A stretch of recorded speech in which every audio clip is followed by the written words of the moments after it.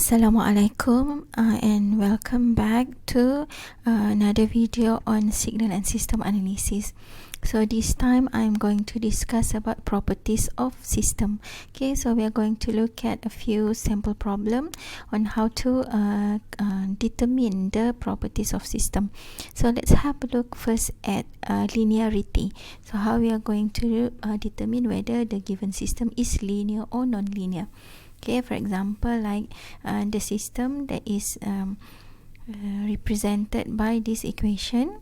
Okay, so we are asked to determine whether the system is linear or non-linear. Okay, so for linearity, we know that we have to satisfy the homogeneity and the additivity properties. Okay, which says that if the input, okay, let's say we have input x1 of t. Okay, if this input is multiplied by a constant, say alpha, okay, and added to another input, say x2 of t, that is also multiplied by a constant, say beta, okay, so our output, okay, the output of the system, okay, must also follow this how to say homogeneity and additive property. So the output must also be multiplied by alpha and also added. Okay, right, so let's have a look if this given signal, okay, satisfy this property for linearity, or we say the superposition characteristic. Okay, so here first what we do is we have y of t equals to 2x of t. Okay, so the output, okay, y1 of t will be the result of input 2x1 of t. Right, similarly, if we have input, say x2 of t, it will produce an output y2 of t. Right, this is the individual input and output. So now let's say we have a new input that's called x new of t, that is equal to, okay, the, alpha x1 of t plus beta x2 of t. Okay, so this new input, okay, is actually from this individual input x1 and x2, but they undergoes the homogeneity and additivity properties. Okay, so what we do is we substitute this new input into the original equation, okay, into the xt of the original equation. So in that way we are going to get a new output, say y new of t, okay, which is equals to 2 multiplied by the new input, which is alpha x1 of t plus beta x2 of t. Right, so if we multiply inside, and let's say for the first part we take the alpha out, we will have 2x1 of t, and for the second part we multiply the 2 inside and say we put the beta out, we will get 2x2 of t.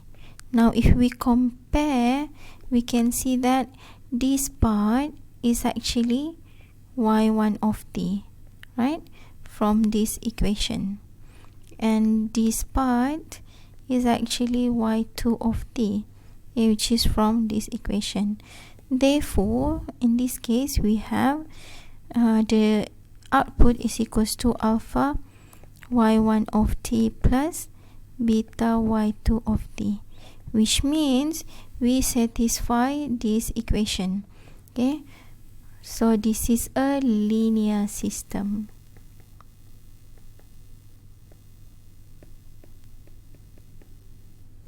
Okay,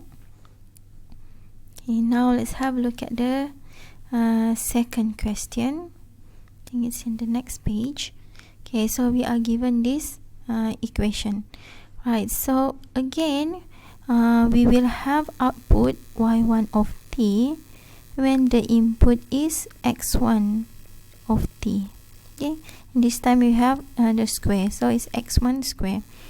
Similarly, we will have output y2 of t if the input is, say, x2. Okay, in this case, square. So if we have a new input which is equals to alpha x1t plus beta x2t, we are going to get a new output which is equals to 2 multiplied by the new output, which is alpha x1t plus beta x2t, and remember they are squared.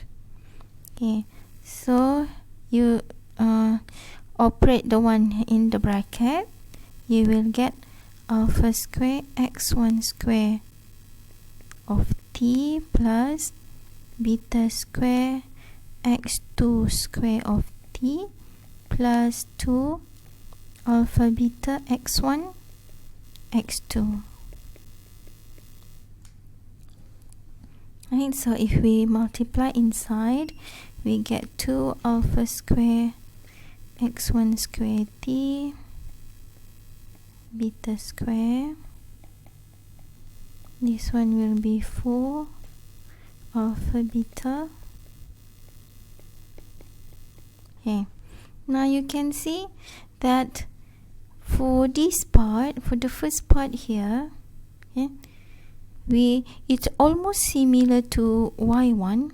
Okay, however, right, here we have alpha square. Okay, but our input is multiplied by only alpha. Okay, and here also we have beta square.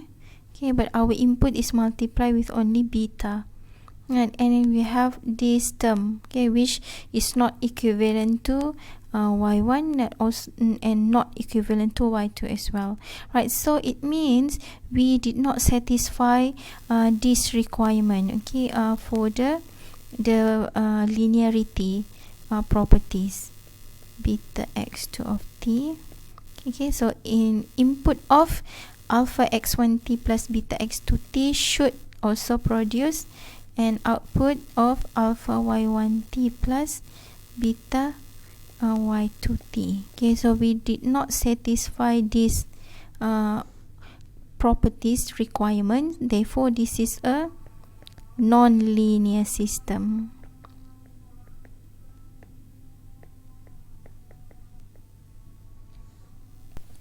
Let's have a look at the next question, where we are given yt equals to 2x of t plus 1. Okay, so again, okay, we do first y1 of t will be the result of x1 of t, then and we will have y2 of t will be the result of x2 of t, right? Or if it is more convenient to you, you can also how to say, solve this in terms of the block diagram. Okay, for example, here you have your system. Okay, so if the input is x1 of t, then the output will be, okay, y1 of t, which is equals to x1 of t plus 1.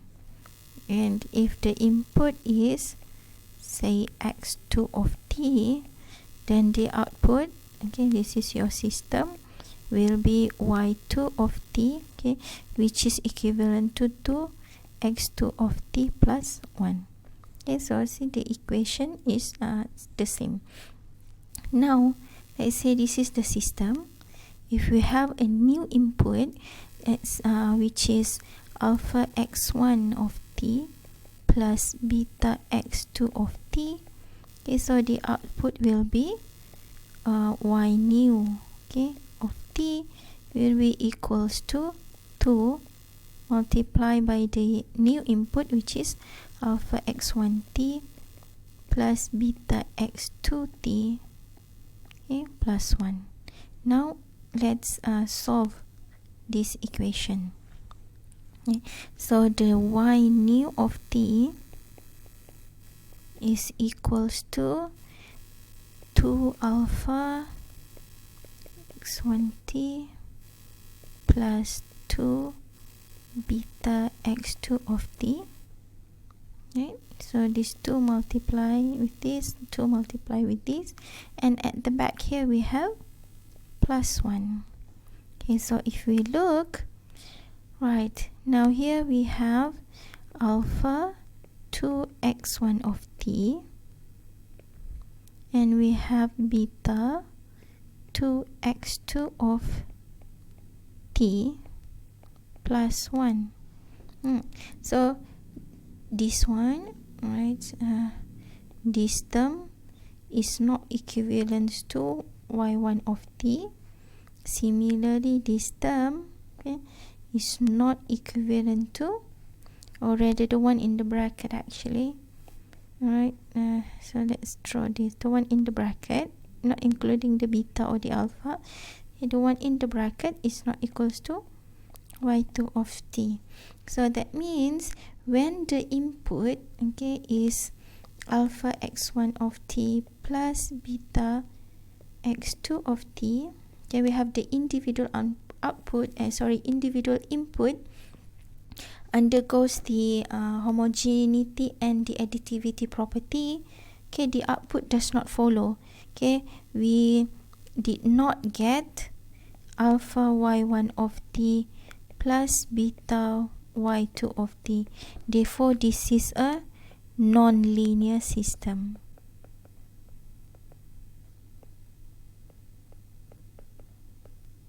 Okay, let's have a look at the next question. Right, so now we are given y of t, and the input is the derivation of x of t, dxt over dt. Right, so you can do the same, right, if it's easier for you to visualize.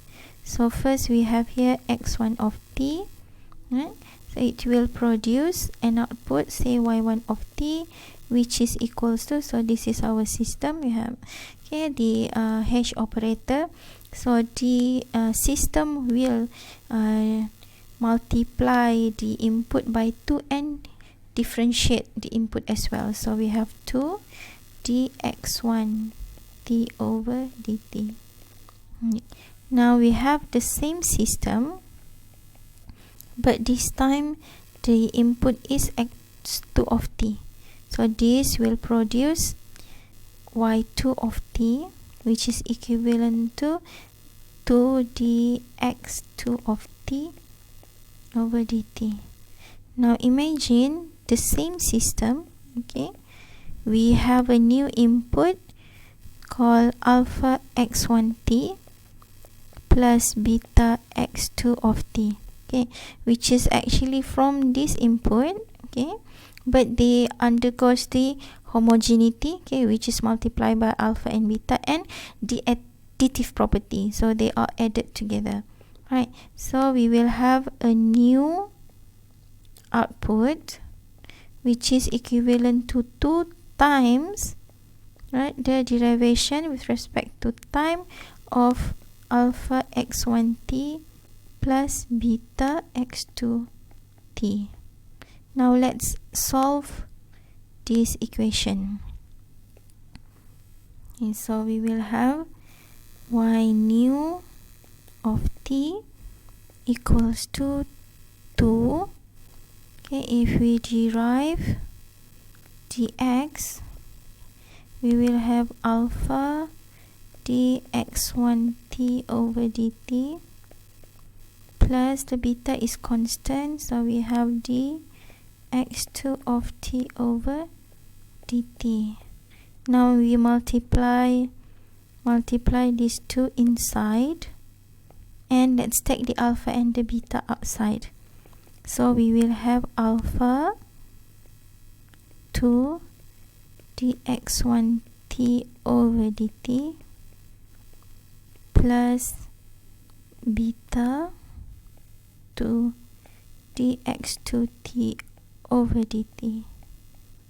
Right, so now that we look at this equation, we can see that the part inside the bracket here is equivalent to y1, right, equivalent to this equation. So this is y1 of t, And this part, the second part, the one in the bracket, is equals to here y2 of t. So this one is equivalent to y2 of t. Therefore, in this case, we have alpha y1t plus beta y2 of t, which means we satisfy the requirement for the linearity property, okay, which is the superposition characteristic, which says that if the input, okay, is multiplied by a constant and added together, okay, the output should follow.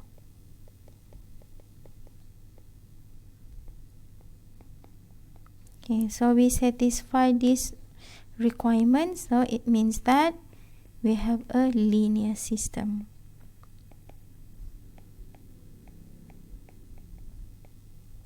Okay, now let's have a look at another equation. So this time it is the input, it is the output that is being differentiated. Okay, so here first thing that we wanted to do is represent the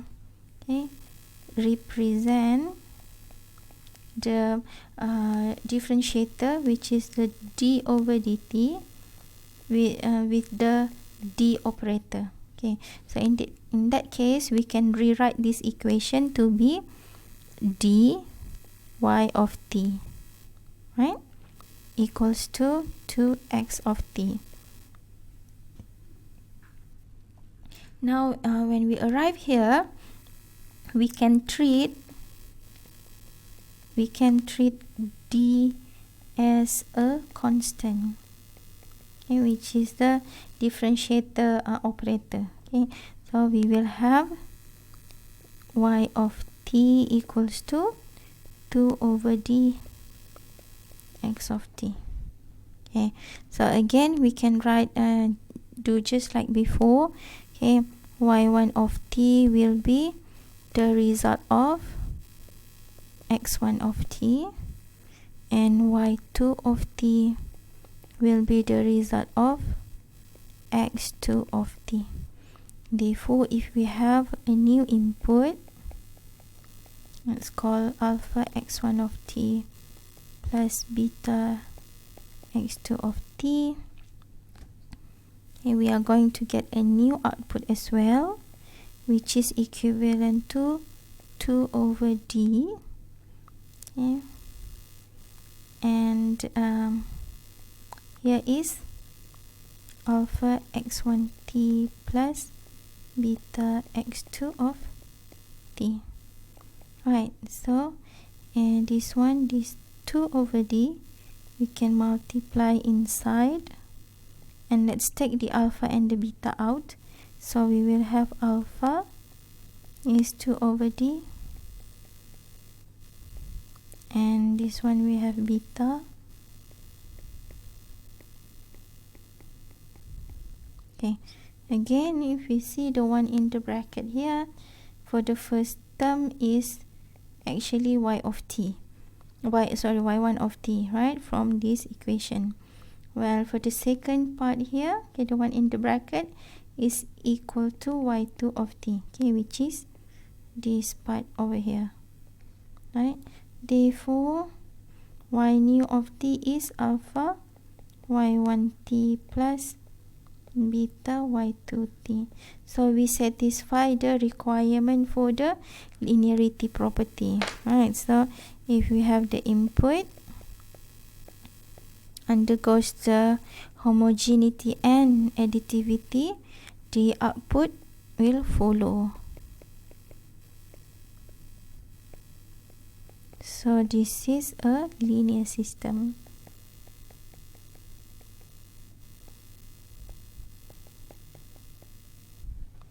Right, then another equation. Okay, so this time we have the output y of t, okay, differentiated twice. So we have a second order differentiation of the y of t. So again, first step that we do is represent, okay, d over dt with the d operator. So in this case, we will have d square y of t plus dy of t plus y of t equals to x of t. So if we take the operator outside, okay, plus 1, here is y of t. Now when we are here, we can treat this d square plus d plus 1 as constant. Okay, so we will have yt equals to 1 over d square plus d plus 1 x of t. Okay, so again we are going to have the output will be y1 of t. So this is simply a constant when the output when the input is x1, and we are going to get output of y2 when the input is x2. Okay, so if we have a new input, let's say x new equals to alpha x1 plus beta x2, it's going to produce a new output, okay, which is equals to 1 over d square plus d plus 1 multiply with the new input.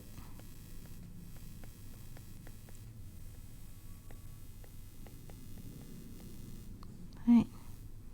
Now we can again take the constant, okay, multiply inside, and let's take the alpha and the beta out.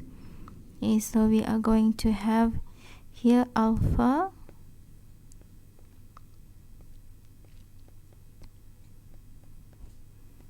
x1 of t, and for the second part is beta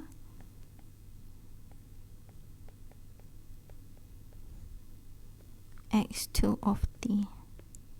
Right, so again we can see that the first term here, the one in the bracket, is actually this one, right, y of t. This one is y of t, and for the second part here, the one in the bracket, is actually this one, which is y2 of t. Okay, so the new output is alpha y1 t plus beta y2 of t. Right, so we satisfy the superposition characteristic of both the input and the output, so this is a linear system.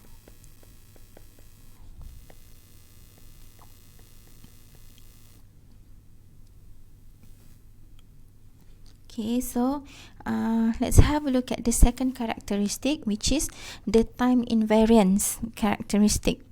Okay, so for example here, the first question, it says, for the system described by the following equations, determine whether it is time invariant or time varying system.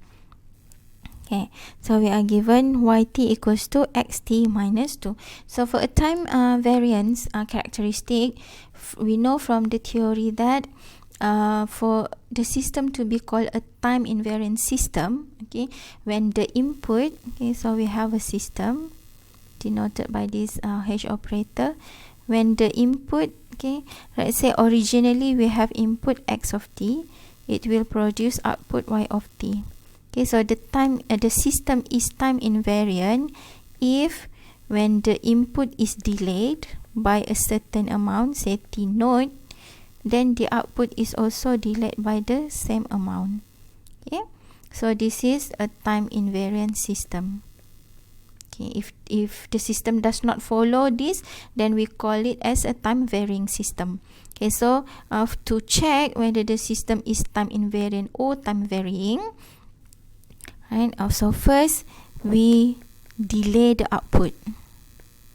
So you first delay the output, okay, by making x of t minus t naught. So in this case we have the x of t is t minus 2. So we are going to get y1, okay, equals to x of t minus 2 minus t naught. So it will be x of t minus 2 minus t naught. This is y1 of t. Okay. Next, we are going to delay the output.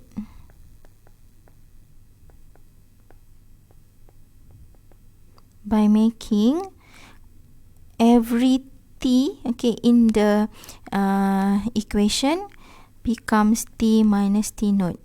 So in this case, and let's call the output as y2 of t.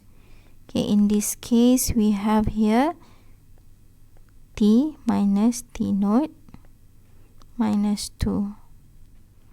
Okay, so it will be x t minus t naught minus 2, which is also equals to x t minus 2 minus t naught. Right? So if we see y1 of t, okay, which is the output that we get when we delay the input, okay, this y1 of t is equals to the y2 of t, which is the output that we get when we delay the output. Okay. Therefore, this is a time invariant system.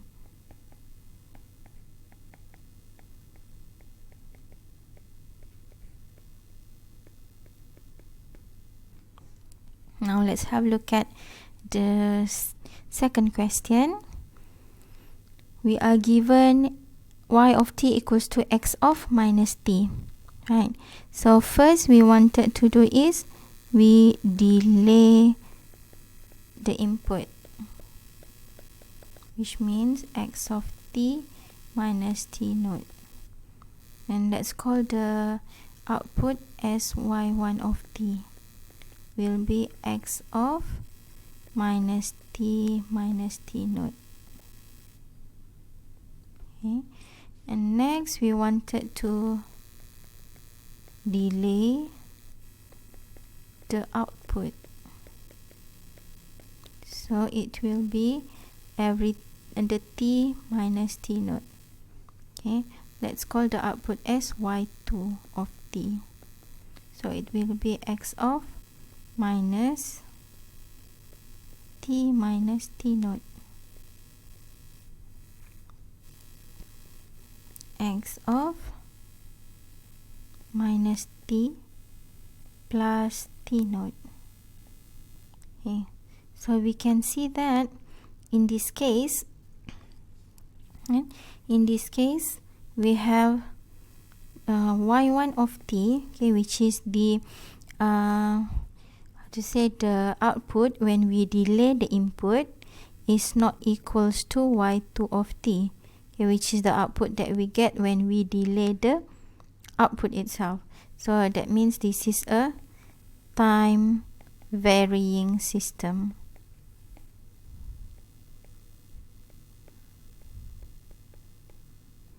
Let's have a look at this one.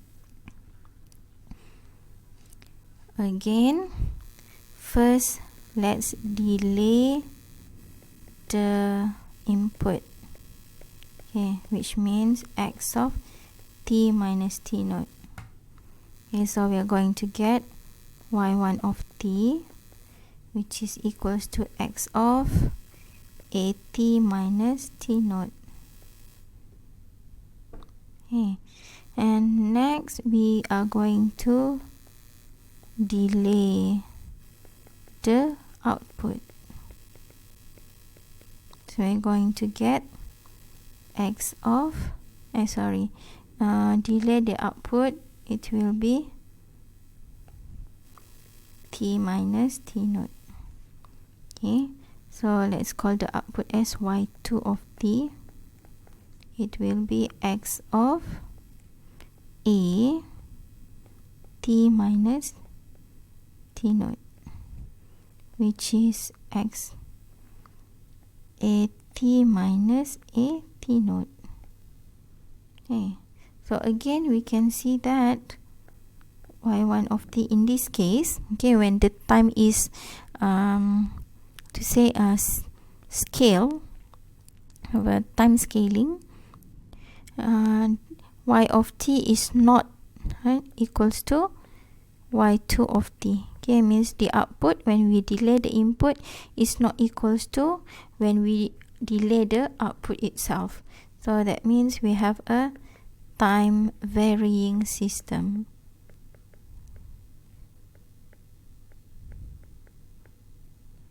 Okay, now another equation where the system is time varying or time invariant.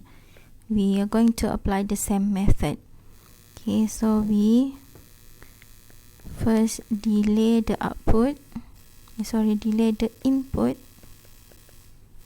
by making x t minus t naught. Okay, so in this case we are going to get y1 of t equals to tx of t minus t naught. Okay, and when we delay the output, which means every t must be multiplied by t naught, we're going to get y2 of t. So here t minus t naught and x of t minus t naught. Then again we see that y1 of t is not equals to y2 of t. Therefore this is a time varying system.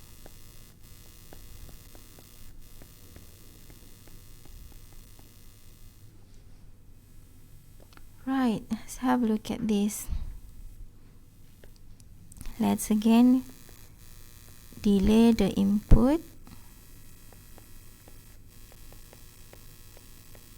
which means x of t minus t naught. So we are going to get the first output. It will be cos 2 pi t, okay, x of t minus t naught.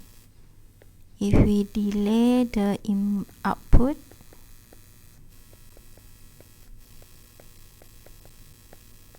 which means t minus t naught, we are going to get y2 of t equals to cos of 2 pi, here t minus t naught, and x of t minus t naught.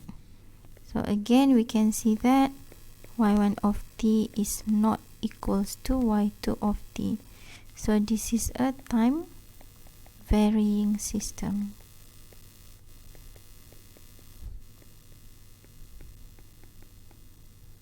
Okay, last,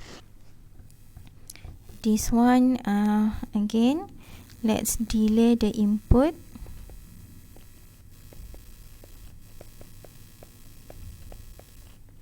Okay, so that x t minus t naught. So that one we have an output y1 equals to x of t over 2 minus t naught. Okay, and if we delay the output,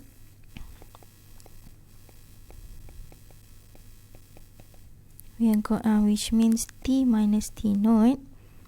Okay, we are going to get a new output which is equals to x of t minus t naught over 2.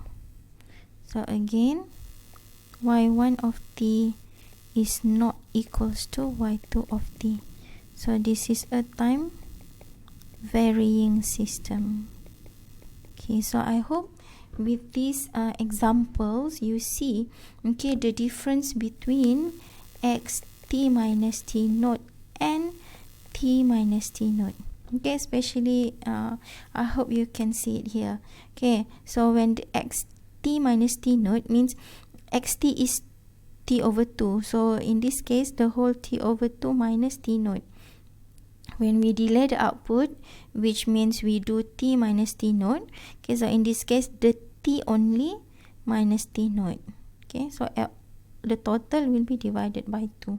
Okay, so I think the most common mistake that the student do is in this case, okay, that when they delay the output xt minus t naught, so in this case they also do x of t minus t naught over 2. Okay, so then they say the output, okay, y1 of t and y2 of t is the same, so the system is time invariant, okay, which is actually wrong. Okay, so I hope you from these examples you can see, okay, the difference between when we delay input and when we delay the output. Right, so let's have a look at another property, which is the causality. Okay, so in this equation we are asked to determine whether the given system, okay, is a causal system or a non-causal system. Right, so when we wanted to check for causality or non-causality, okay, we wanted to check what is the input when we have a different okay, what will the output be when we have a different input, and we always check the output at 3 different conditions of input. First, when the input is in this, in this part of the graph, means when t is smaller than 0. Okay, and then we wanted to check what is the output when t is equals to 0, okay, when the input is located at the y-axis. And we also wanted to check what is the output when the input is located on the right hand side of the plane, means when t is greater than 0. Okay, and from this result, okay, we are going to see if the system depends on present, past and future input, then the system is a non-causal system. But if the system depends only on the past and present input, then the system is a causal system. Okay, so let's have a look how to apply this. Okay, for this first example, now we wanted first to check if t smaller than 0. So let's choose t equals to -1. Okay, so when t is -1, we have y of -1 equals to x of -1 over 2. Right, so to see this, to visualize this input and output relationship, let's draw the graph. Okay, so x of t, x is -1, minus half, so here is -half, and y is located at -1. Okay, so for simplicity, let's say I just draw the input with an arrow and like this. So the input is located here at -half, and the output is located here at -1. So -half here, okay, is in the future, okay, from the point of view of -1. Okay, so x of t is located here at -half, and y of t is located here at -1. So we say that this is y of -1 is the present input. So your present time is -1. This is present output. So -half is in the future, okay, from the point of view of -1. So this is a future input. Right?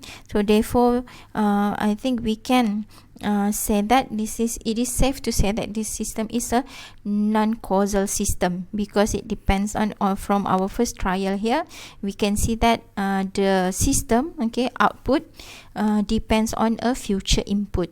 But let's say for to understand the concept better, let's check, okay, if t equals to 0, so y0 is equals to x of 0.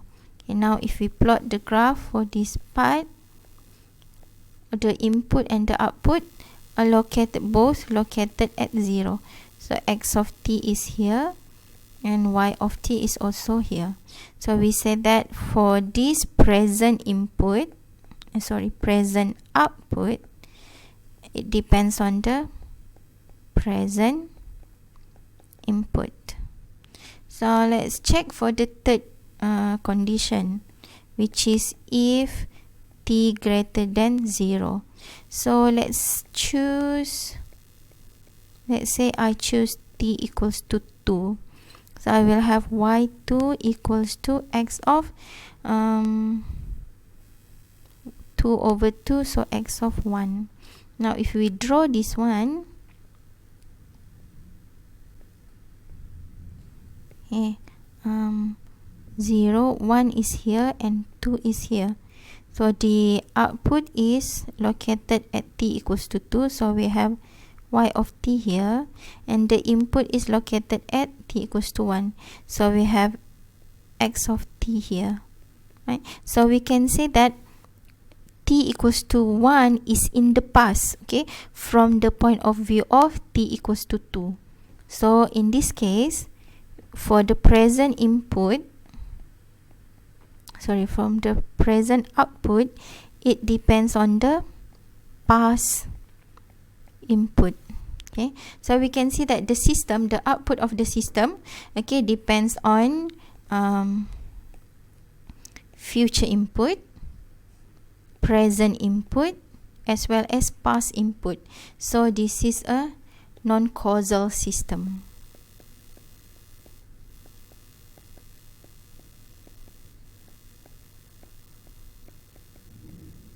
Okay, now let's have a look at this one.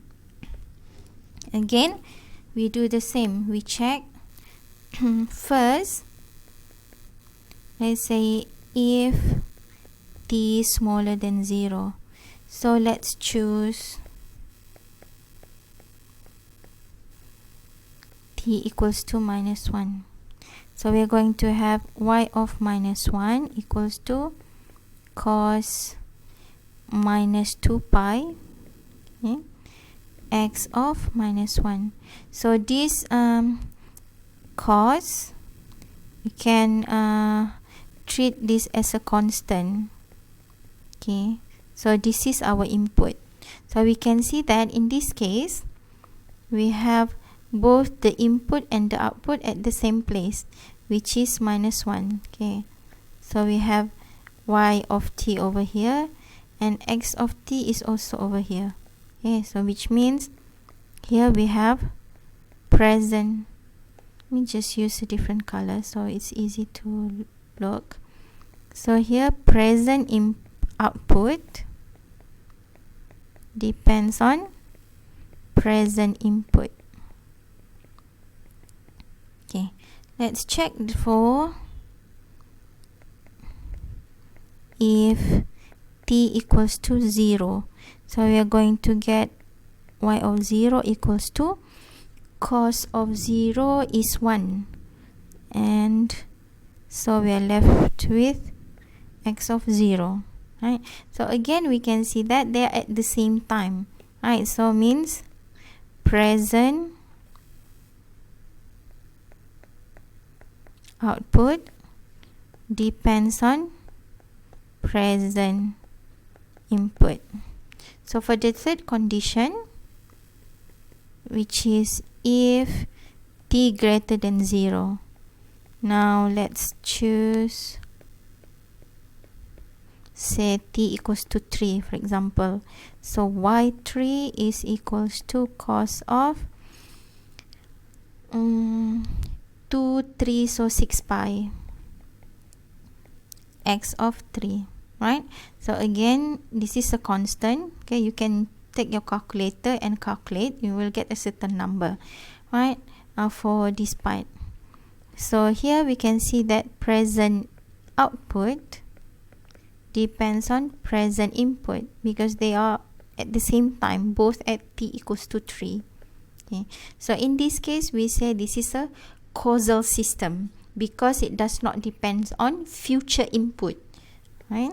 So it depends only on present input, and present input. So this is a causal system.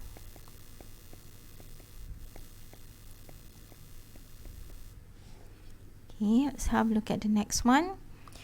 So we have here, okay, now again, say if t smaller than 0, so let's choose t equals to -1. Okay, you can choose whatever number that you like. So we are going to get y minus 1 equals to x of 4 times -1 minus 4. Okay, so if we plot the graph, -1 is here, 2, 3, -4 is here. So means here is the output y of t and the input is here. So this is a -4 is in the past, okay, from the point of view of -1. So we have here present output depends on past input. Okay, now we do number 2, which is if t equals to 0, then we are going to get y0 equals to x of 0. So this one, present output depends on present input. Okay, because they're both at the same time.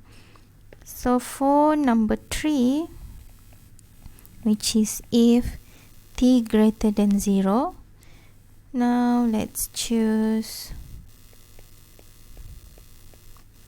t equals to 1. So y1 equals to x of 4 times 1, x of 4.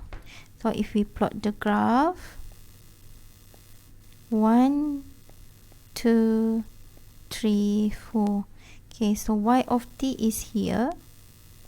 Here is your output and your input is here, x of t. So we can see that in this case 4 is in the future from the point of view of t equals to 1. So this is present in output depends on future input. Now we see our system, okay, depends on past input, present input, as well as future input. So this is a non-causal system. Oops.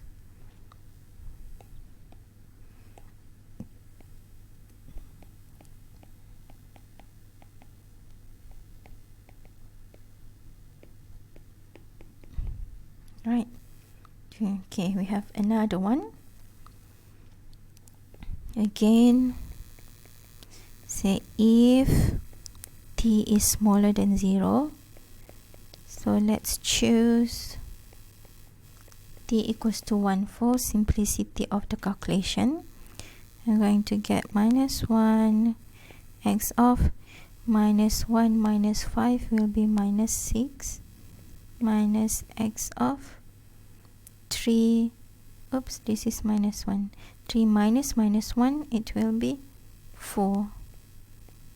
Okay, so if we look, if you plot the graph, let's say I plot up here,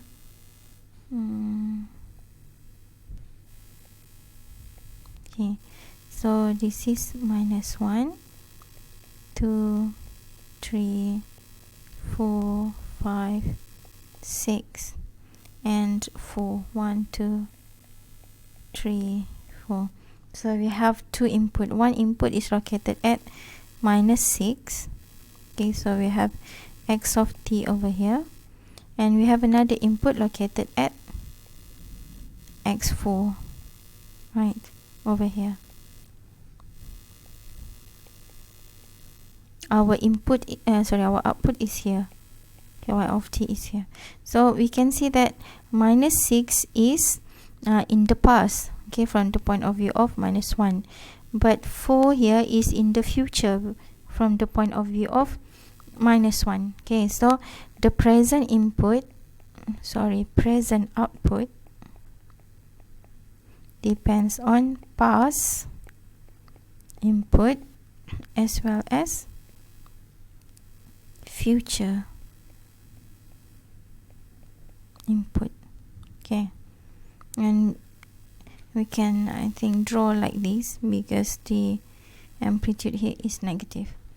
Okay, so we can conclude that this is a non-causal system because the system depends on future input as well as past input. Okay, let's have a look at what do we have next. Okay, still a causal and non-causal system. So this is a little bit more complicated equation. You are asked to determine whether the system is causal or non-causal. So the method is the same. Okay, so first we determine what is the output when t smaller than 0. So let's choose t equals to minus 1. Okay, so we can see that this equation or this system is represented by two equations. Okay, if t is smaller than 0, then the system is represented by x for t. Okay, so for this case, when t is smaller than 0, we are going to use this first equation. Okay, so y of minus 1 equals to x of minus 4. Okay, so again, we know this one, when present output, okay, minus 4 is in the past, okay, from the point of view of minus 1. So here we have past input. Okay, so if t equals to 0, okay, then we are going to use the second equation, okay, because it says here when t greater, okay, t greater or equals to 0, then this is the equation. Okay, so y of 0, y of 0 is equals to x of minus 2. Okay, 0 minus 2 is minus 2. So we can see that this is the present output depends on the past input. Now for the third one, which is if t greater than 0, now let's choose, say t equals to 4. So y4 equals to x of 4 minus 2 is 2. So this one is the present output. So it will depend on the past input. Okay, because we know that if we plot the graph, okay, then 2 is here and 4 is here. So 2 is in the past, okay, from the point of view of number 4. Right, so this is a causal system because the system depends on past input only. Okay, so this is a causal system.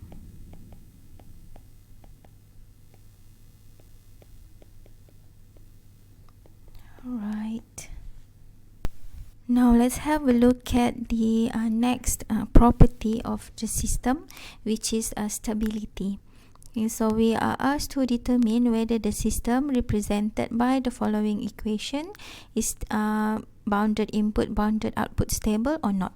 Okay, so we know that the requirement for stability is that when the input, okay, is bounded by an amplitude, say b of x, which is the maximum Okay, where this b of x represent the maximum amplitude of x of t, which is less than infinity for all t. Okay, and the output is the same. Okay, it has a maximum value of by.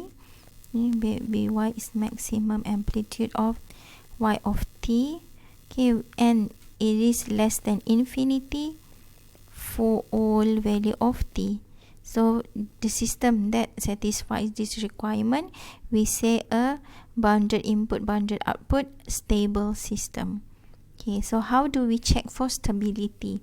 Now, first thing to do is we wanted to bound the input. Okay, so we bound x of t, okay, the amplitude of x of t to a maximum value, let's say b of x. So this b of x is just a constant. So if you find it difficult to how to visualize the calculation with b of x, you can use a constant. Let's say I put maybe 10. Okay, so the output of so the to say amplitude of y of t, okay, will be equal to the amplitude of x of t plus 2. Okay, so in this case, let's say y of t, let's say the maximum, okay, y of t, which is by, equals to b of x plus 12. Okay, the maximum value that the input say take, which is b of x, equals to 10 plus 12, so equals to 22, which is less than infinity. Now this one for all t, right? So we can see that when the input, okay, is bounded to a certain value, let's say in this case 10, right, the output is also bounded, okay, to a constant value, in this case 22, which is less than infinity. Okay, so in this case we say that this system is a bounded input, bounded output, stable system. Okay, because it does not go to infinity at any point of time.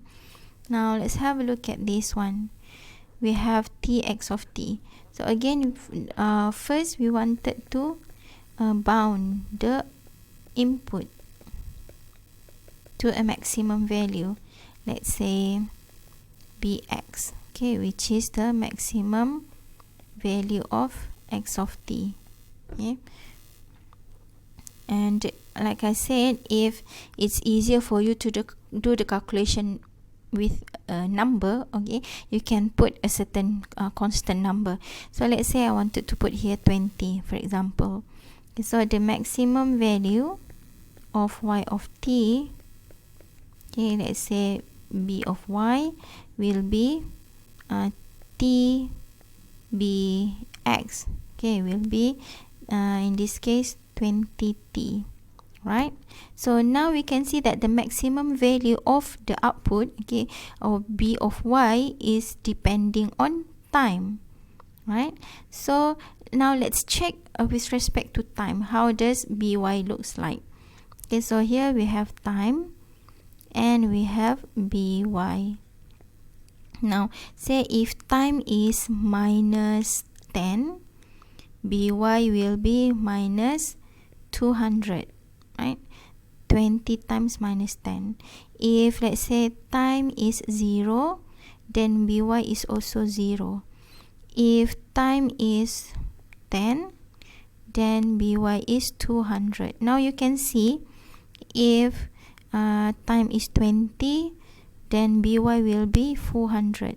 So if time goes to infinity, okay, by will also go to infinity.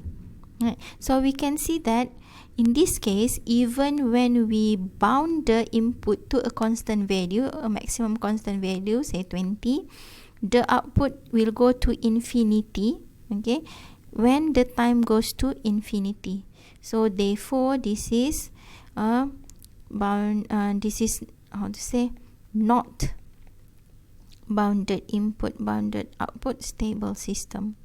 Or rather we can say this is an unstable system.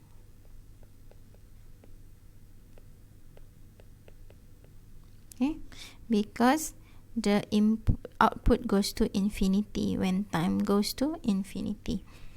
Right, let's have a look at another question. We are given this yt equals to x of t minus 5.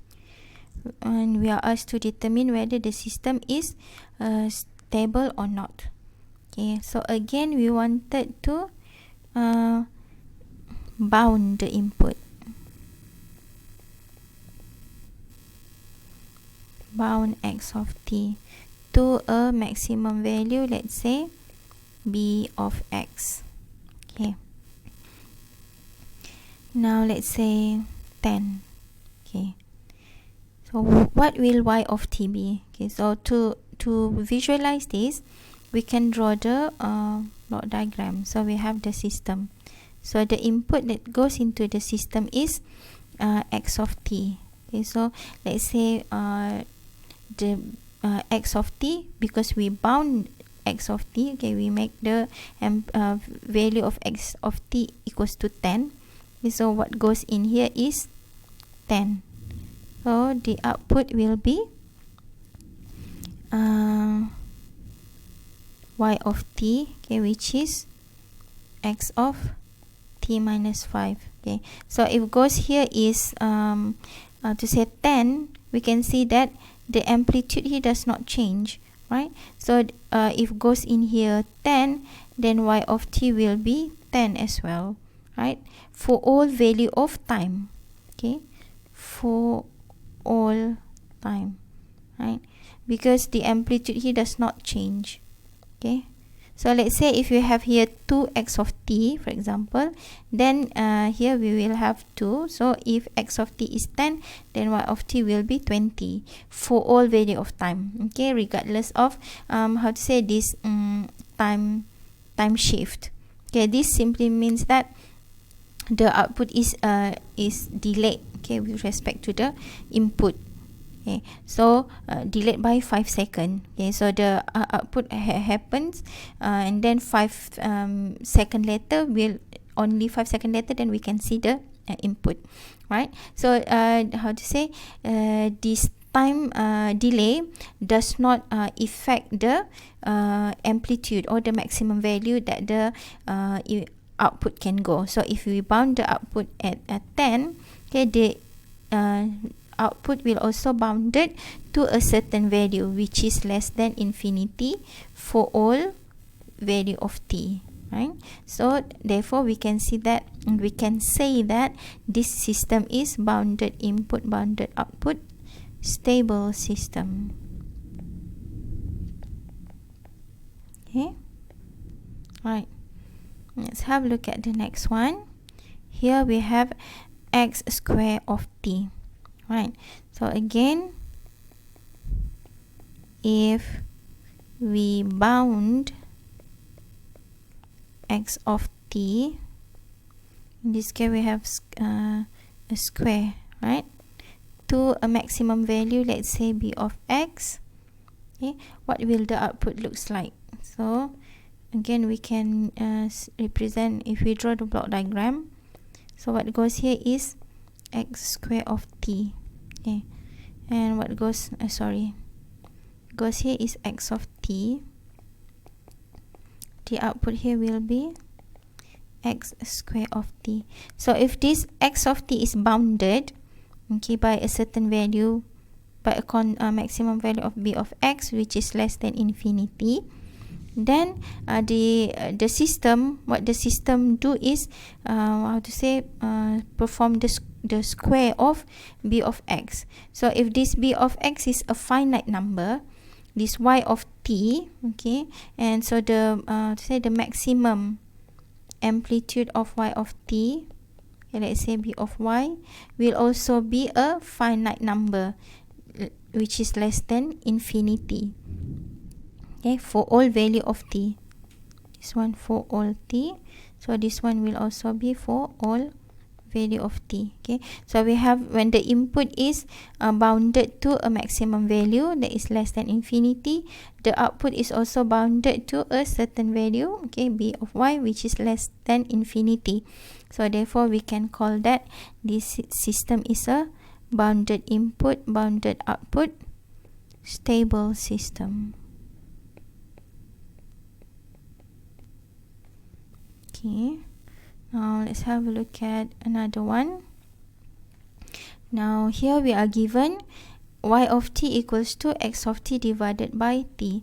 So again, let's directly draw the block diagram. So we have the h operator, right? So here we have input of x of t. The output will be x of t divided by t, right? So if we bound this input, okay, to a certain value, certain maximum value, say b of x, which is less than infinity for all t, then this y of t, okay, will have a certain how to say amplitude. Let's say b of y, okay, which is equals to the maximum value of y of t, okay, and we know that y of t is equals to x of t over t, right? So means by is equals to x of t over t, right? The maximum value is equals to x of t over t, and we can see that this equation again depends on the value of t, okay?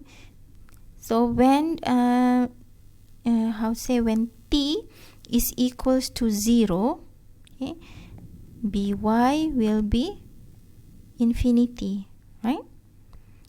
So other than 0, we will get a finite number, but when t equals to 0, then by will become infinity.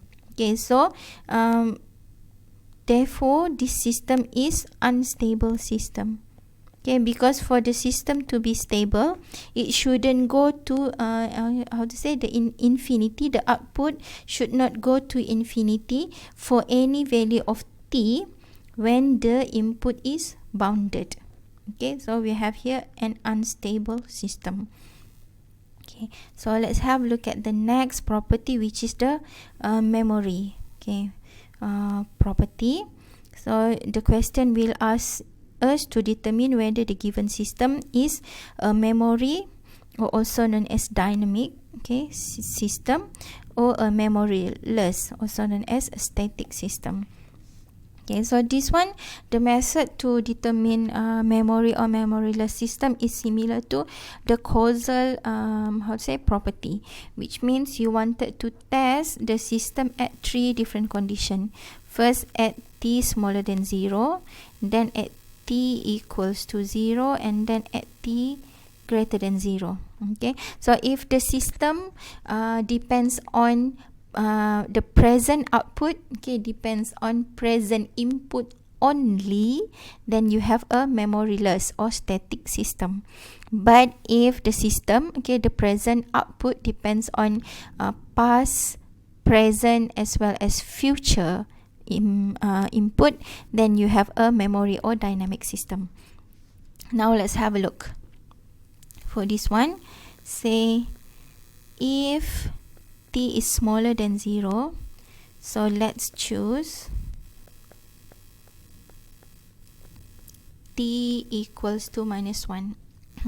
So we will have y of -1 equals to cos minus 2 pi x of -1, right? So again, this cos 2 pi is just a constant, okay, and you can take your calculator and calculate the value. So we here we can see that the present present output depends on present input. Okay, next, if just put here, if t equals to 0, Then we have y0 equals to cos of 0 equals to 1. So we have x of 0. Now we can see that present output depends on present input. Okay, so for the last one, if t greater than 0, so again let's choose t equals to 2, for example. So we have y2 equals to cos 4 pi x of 2. So here present output again depends on present input because they have the same time. Okay, here t equals to 2, here also t equals to 2. They at the same time. Okay, therefore we can say that this is a memoryless system or a static system because it depends on the input, the output depends on present input only. Okay, let's have a look at the next one. So here we have, let's say if t smaller than 0, so let's choose t equals to minus 1. Y of minus 1 equals to minus x of minus 1. Okay, so we see this is minus 1, the time also minus 1, except that here we have inverse in terms of the amplitude, but they're at the same time. So we can say that present output depends on present input. Okay, so if t equals to 0, then y of 0 equals to 0, right? So it means the output is here, okay, at t equals to 0, and the input is also here with the value of 0. Okay, so present output depends on present input. Okay, so lastly, if t greater than 0, say we choose t equals to 3, y3 equals to 3 x of 3. X of 3. Okay, so we can see that they have the same time, they are at the same time. So present output depends on present input. So again we have a memoryless system or static system, right? Because we have present input only. Okay, next one. Okay, so if t is smaller than 0, now let's choose minus 1.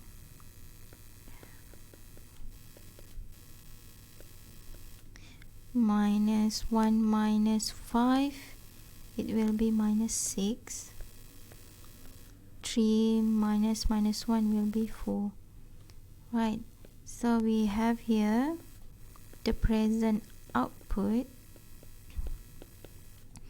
depends on the past input as well as the future input.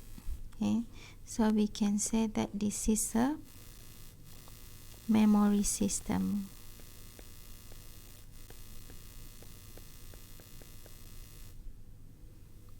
or dynamic system.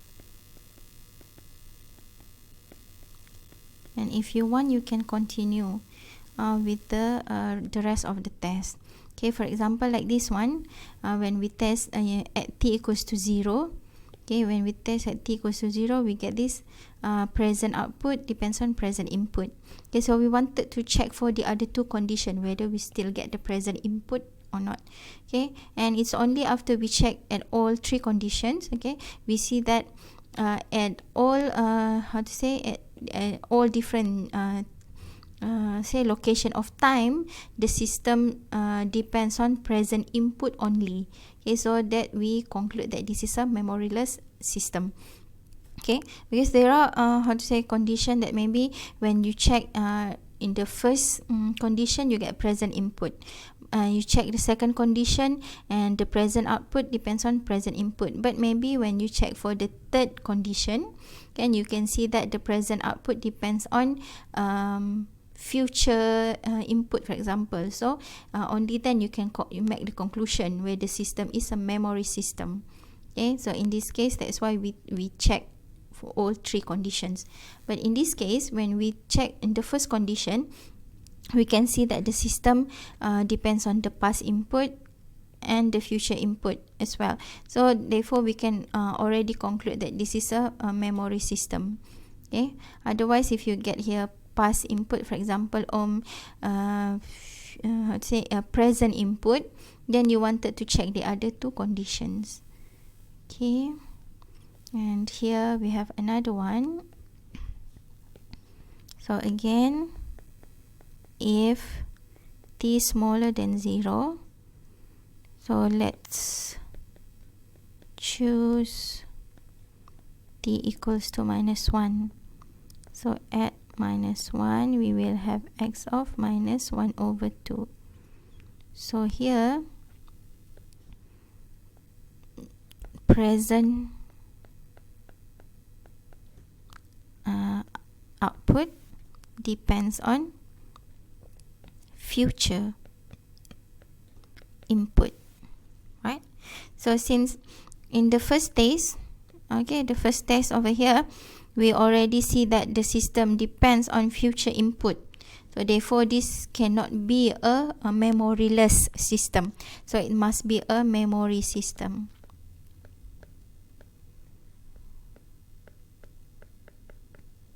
Or dynamic system. Okay, because the requirement for a memoryless system is that the present output must depends on present input only. Okay, so since here on the first test here, we already see that the system depends on future input, so we can already conclude that this system is a memory system.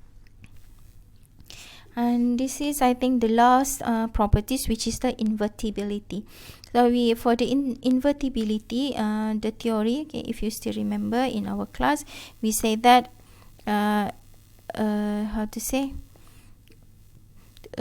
certain input, or let's say one input, produce a distinct output. So if you have x2 of t, it will produce y2 of t. Okay, so this is our system.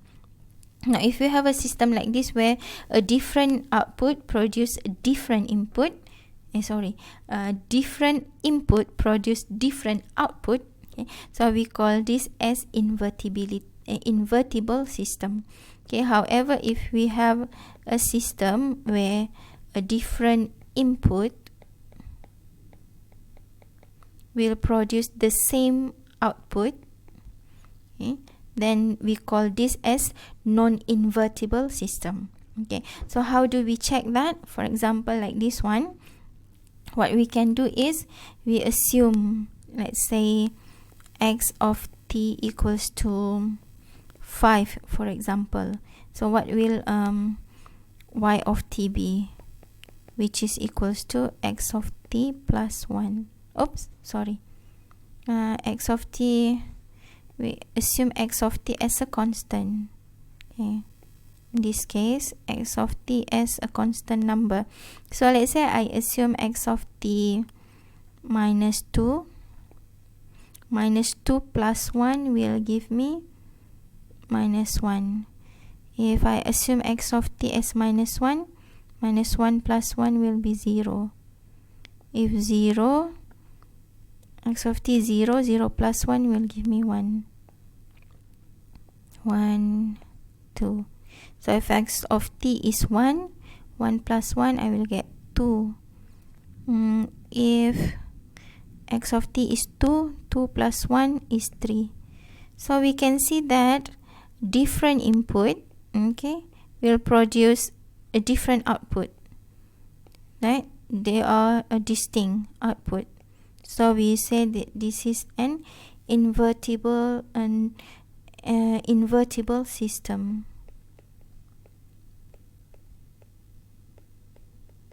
Okay, where this we say this as a 1-to-1 mapping as well.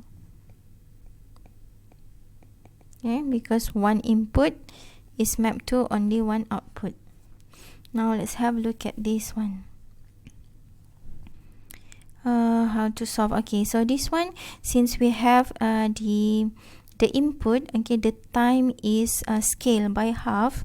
Okay, so this one is not like this where we have on the x of t. Okay, so this problem we cannot solve by assuming x of t equals to an integer. So what we can do is we can assume x of t to be equals to how to say, a general function. Let's say here x of t, and here is y of t, which is equals to x of t x of 1/2t, right? The time is scale. So if I assume x of t to be, let's say, u of t, okay, which is a step function, then y of t will be u of half t, right? U of t with the time scale by half. Now if I assume x of t is minus u of t, then y of t will be minus u with the scale, the time scale by half, right? So here we can see that when we use a step input with positive amplitude, okay, the output produced is also a step input with positive amplitude, right? Now if we use assume the input to be a step input with a negative amplitude, then the output is also a step input with a negative amplitude. So we have a distinct output. Okay, different input produce a different output. So we call this as invertible system.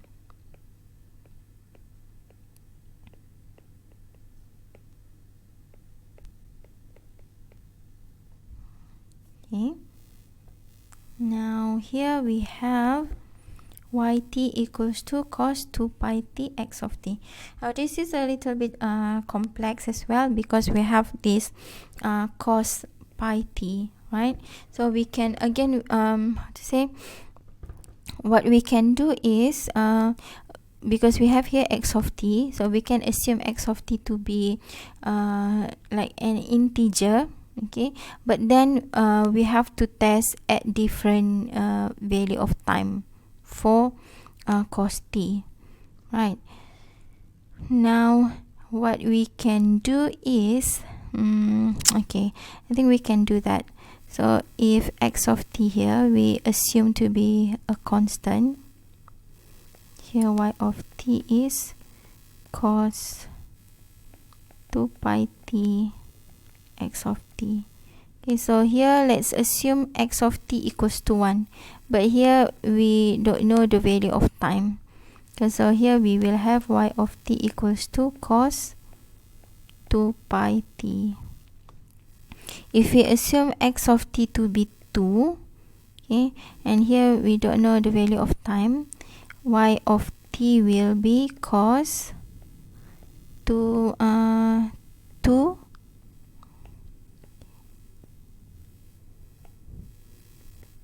2 cos 2 pi t, right? It will be say we don't know what the value of time. Similarly, if we have assume x of t to be 3, then y of t will be 3 cos 2 pi t. So we can see that these three signals, okay, with different value of x of t, they are cosine signal with different value with different amplitude. So here is a cosine signal with amplitude of 1, here is a cosine signal with amplitude of 2, and here is a cosine signal with amplitude of 3, but they are time dependent signal. So let's have a look at this one where the amplitude is equals to 1. So if we draw plot the graph, okay, we will get maybe here amplitude 1, amplitude minus 1, okay, and then it will go like that, right? So a cosine signal, we can see that there will be two values, okay, 2 times with the same value, right? For example, if we take time over here, okay, and the time over here, they are same, but here is time positive and here is time negative, they will have the same amplitude, right?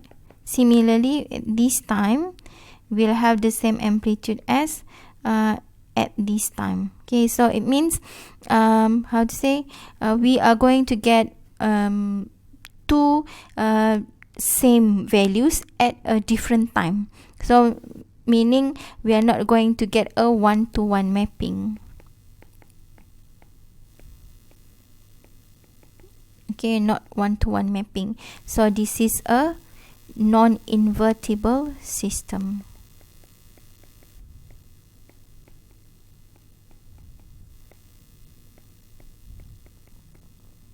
Okay, right. So I hope with these few examples, it is clear to you how to determine, okay, the characteristic of a system, okay, a given system represented by the given equation. Okay, so thank you for watching this video. I will see you in the other video to discuss other topics related to signal and system analysis. Thank you.